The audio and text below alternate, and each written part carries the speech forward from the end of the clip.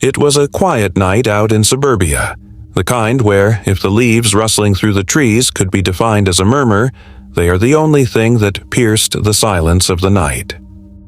On this unassuming evening of March 1982, it would be those peaceful moments of repose broken for Gail Bergstrand when a series of thumping sounds was heard coming from the wall shared by the bedroom with that of the neighbors, the Harmons. Gail lay in bed and listened as her heart beat rapidly in her chest. The rhythmic thuds were unsettling, too deliberate, too forceful. She strained to hear what was going on. Was Dave moving furniture? Or could the couple be arguing? But something didn't feel quite right. The thuds weren't intermittent or accidental. They were heavy, methodical, and creepily unrelenting. The trees outside whistled with wind, drowning all the smaller sounds, but the thumping sounds were somehow distinct. Then, just as suddenly, they quit. The heavy silence afterward weighed much more than before. Gail pulled the covers tighter around her, an uneasy feeling settling in the bottom of her stomach. Her mind began to race. Should she check on them? Should she call someone? Yet she hesitated. It was fear of overreaction that kept her glued. Or maybe she wasn't hearing things and Dave and Melinda simply went back to sleep. She told herself if anything was seriously wrong, she would be hearing more to evidence distress, like screaming and crying, amongst other things. As the moments, however, stretched to an unsettling quiet, a chilling feeling set in that the unthinkable had occurred.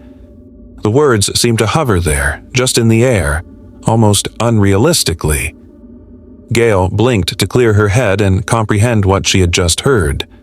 Melinda was standing beneath the dim porch light, her face pale, her eyes wide with fear or shock.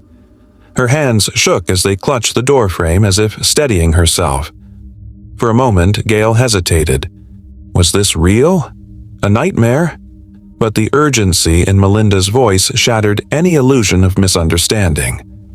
Gail stepped back silently to admit her heartbeat quickening as Melinda all but fell into the room, hugging her arms around her as though it was necessary for her to stay together.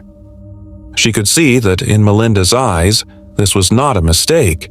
This was no misunderstanding. Heinous was going on inside that house.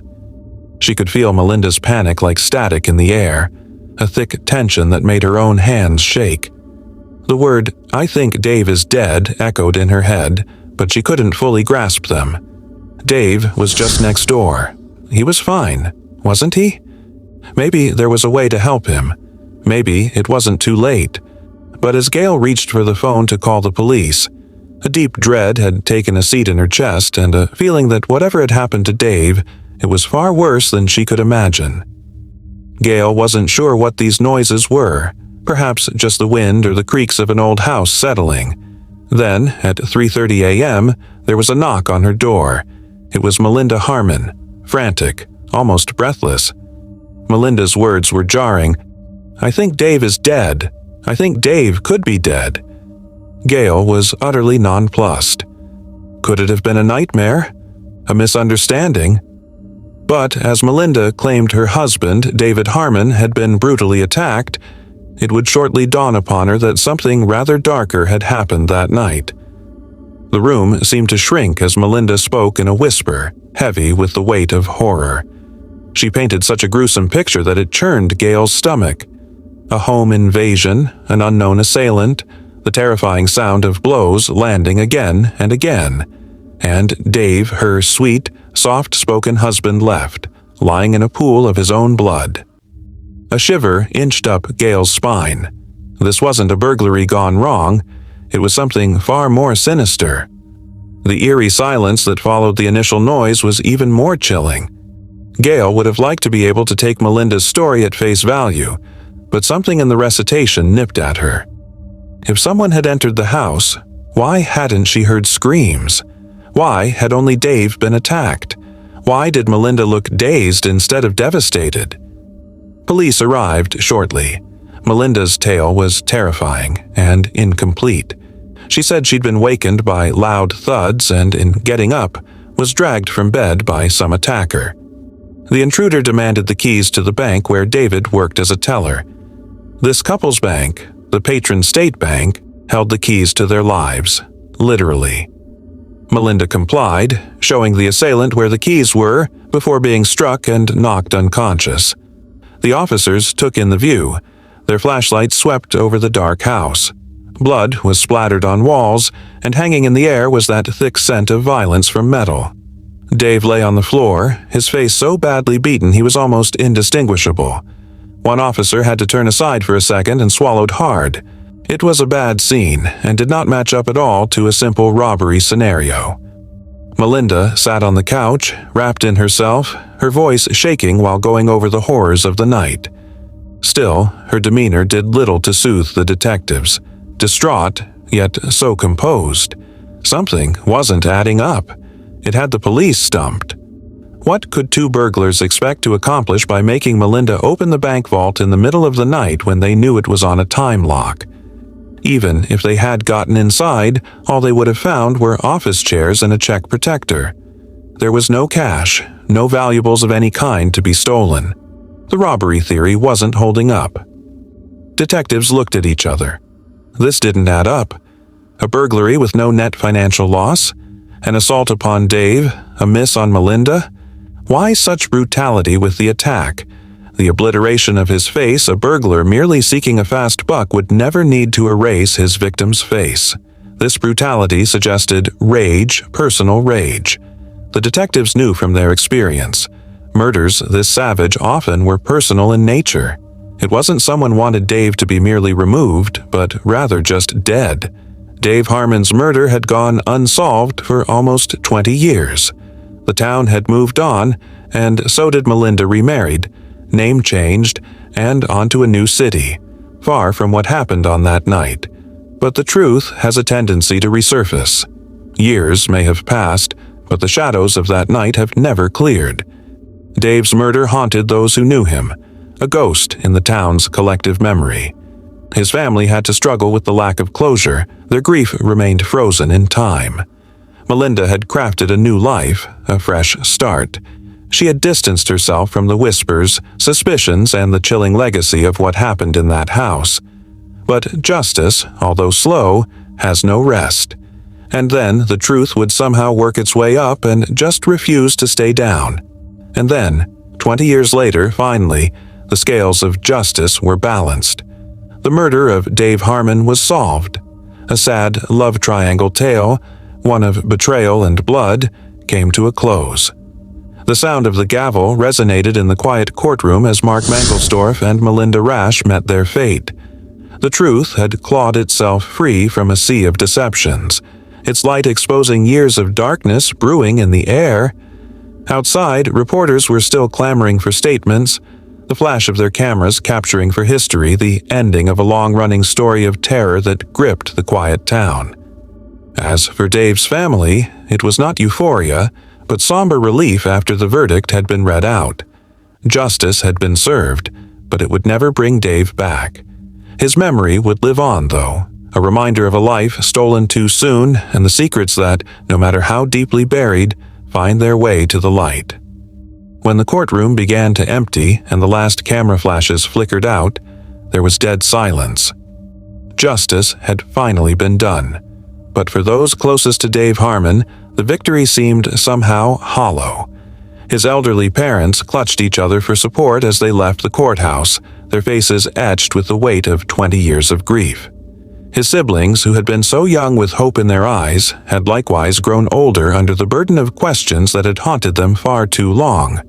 There was to be no cheering, no gloating, just a poignant euphoria, which would envelop each and all who knew him.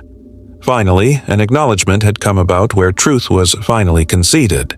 Reporters crowded around, asking for quotes. "Do you feel justice has been served?" a journalist asked. To that, Dave's sister had a rather sanguine answer. "Justice? Perhaps. But nothing brings him back."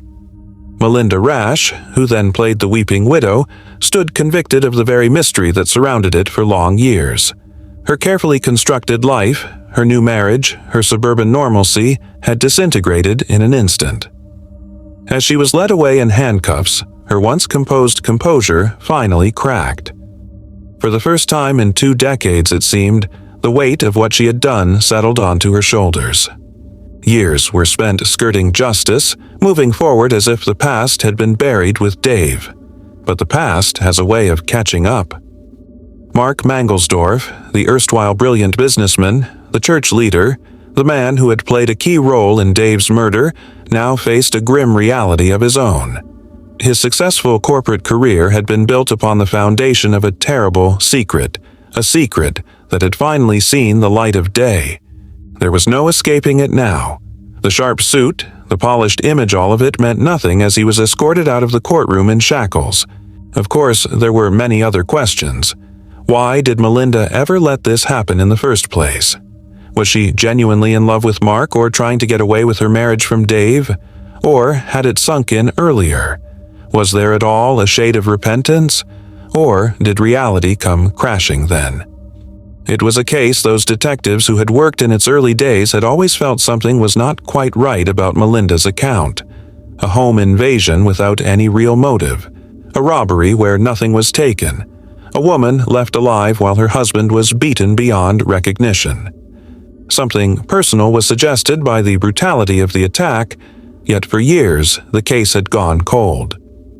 It wasn't until forensic analysis improved and some dogged investigators refused to let the case drift into history that the truth finally came together. New evidence, old suspicions, and the eventual confessions finally unearthed what was long suspected. This was never a burglary. It was a carefully planned murder orchestrated by 2 people who thought they had outsmarted everyone. But justice, though sometimes slow, is inevitable. With the case finally closed, the town of Olathe, Kansas, where the murder took place, could finally move forward. But for many, the scars remained. Gail Bergstrand was the neighbor who had heard the thuds in the night. She could still remember how much fear that early morning hour filled her with. She had lived next to Melinda and Dave, spoke with them in passing, never imagined that behind closed doors such a sinister plot was unfolding. She was the first to hear the echoes of Dave's final moments, and that knowledge never truly left her. The wound in Dave's family never healed. His parents, not long afterward, were gone, carrying to their graves their grief over how their son lost his life. His sister did talk about the case and was keeping his memory alive to ensure others knew that justice, however delayed, will always be well worth fighting for. For Melinda and Mark, lifestyles behind bars contrasted with those 2 decades of freedom. No more comfortable homes, respectable careers, or the ability to create your own story. Now they were 2 cons doing time for a murder they once thought they had gotten away with. And Dave Harmon, the man in the middle of it all, would never even have the chance to live a life as it should be lived. No do-overs, no second chance. His chapter had been written the night his wife and her lover decided he no longer mattered. But his name, his story, the truth, those things would not be forgotten. The story of Dave Harmon is one of love, betrayal, and the chilling realization that sometimes the people closest to us can be the most dangerous. For years, the truth was buried beneath layers of lies, but in the end, justice prevailed. Although it took a couple of decades, persistence by investigators, huge leaps in forensic science, and an iron-cast determination to remember by citizens who did not want Dave forgotten assured, one murder would not remain unsolved. Dave's case, among others, stands as a classic reminder that even the most belated justice finds its way to the surface. For every one of those that do get solved, there are plenty out there that remain in the dark, cold, and waiting for answers. The families search for closure, haunted by the unknown. That's where you come in. If you know something about a cold case, if you saw or heard one thing that has never set well with you, don't remain silent. Say something. Contact local authorities with your information, submit an anonymous tip, or reach out to organizations dedicated to solving these crimes. One piece of information could be the key to unlocking the truth. Justice may sleep, but it does not die. And with your support, more cases can come to light, more families can find peace, and more victims can finally be heard. If you enjoyed today's case, Please like, share, and subscribe for future true crime content.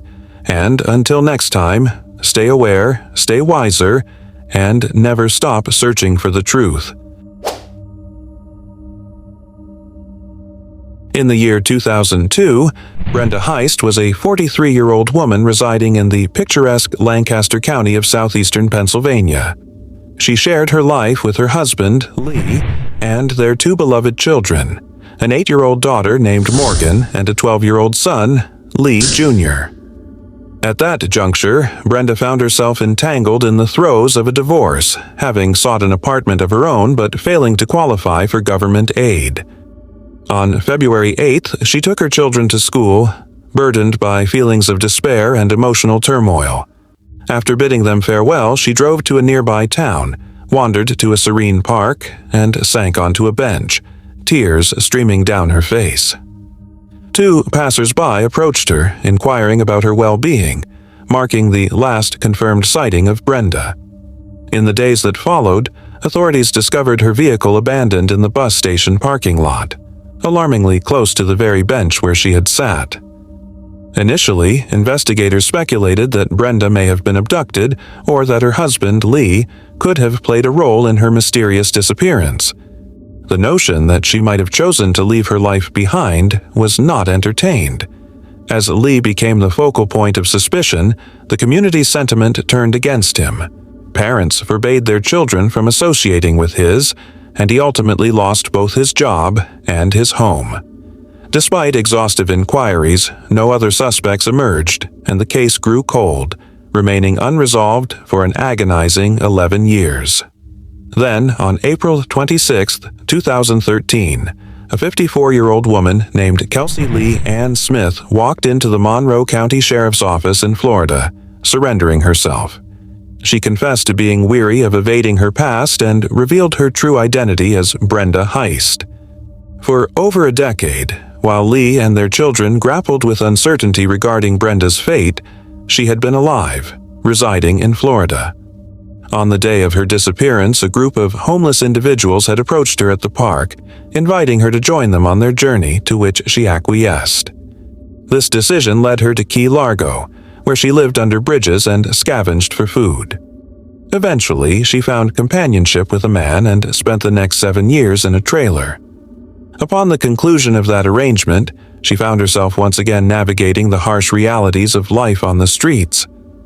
In December 2012, fortune smiled upon Brenda as she secured a position as a live-in housekeeper in the picturesque Tampa Bay area. However, her newfound stability was short-lived. A few months later, law enforcement stopped her for driving with an expired license plate, only to discover illicit substances within her vehicle. This unfortunate encounter led to a 2-month incarceration. Following her release, she faced further legal troubles, spending several weeks in jail due to unrelated theft charges. Upon her return to freedom, Brenda sought assistance from a Florida social service agency, ultimately residing in a tent community they supported. In a moment of courage, she chose to disclose her true identity to the authorities. By the time Brenda re-emerged, her children had already embarked on their college journeys, yet they were resolute in their decision to distance themselves from her. Her daughter, Morgan, poignantly expressed, "I hope to eventually forgive her one day for myself, not for her."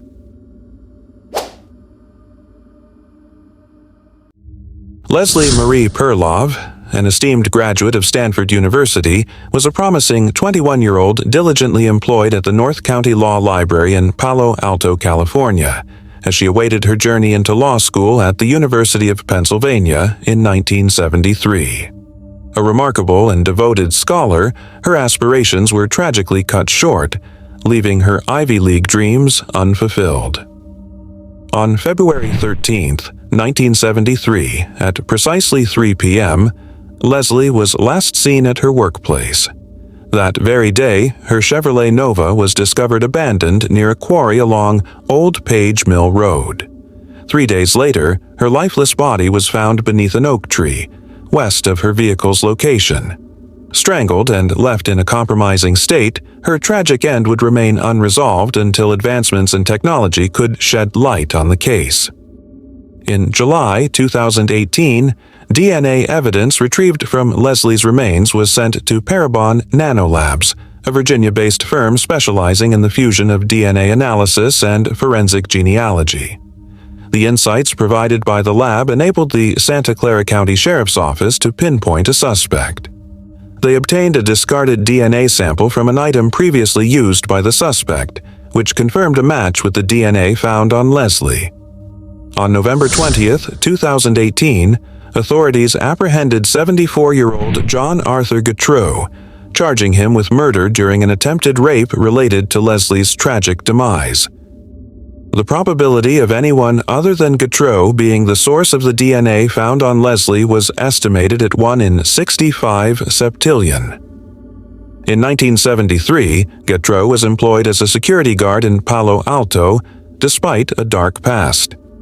In 1964, he had committed the heinous act of raping and murdering the 16-year-old daughter of an army chaplain in Germany, where his father was stationed. As an 18-year-old, he was classified as a juvenile under German law, allowing him to be released and returned to the United States after merely 2 years in prison. Ultimately, it was Leslie's unwavering determination that enabled the authorities to bring the case to a close. During a press conference revealing Gautreaux's arrest, Santa Clara County Deputy District Attorney Matt Breaker remarked, "Leslie Perlov was instrumental in solving this case as she valiantly fought for her life. In doing so, she meticulously collected the DNA evidence that ultimately led to the identification of the perpetrator."